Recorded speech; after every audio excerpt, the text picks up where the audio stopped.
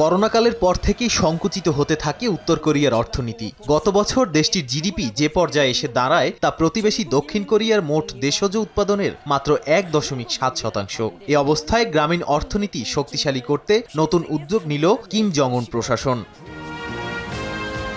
স্থানীয় সময় শুক্রবার দেশটির সংচন কাউন্টিতে একটি নতুন কারখানা উদ্বোধন করেন কিম। এ সময় শিল্প উৎপাদন বাড়ানোর জন্য প্রান্তিক পর্যায়ের বিভিন্ন খাত আধুনিকীকরণের আহ্বান জানান। বলেন, পরিস্থিতি যাই হোক, দেশের অর্থনৈতিক উন্নয়নই তার লক্ষ্য।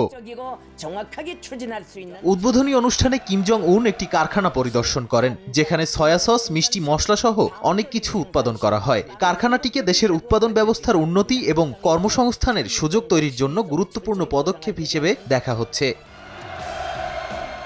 2023 সালে উত্তর কোরিয়ার মোট জিডিপি ছিল 40.2 ট্রিলিয়ন ওন বা $27.86 বিলিয়ন।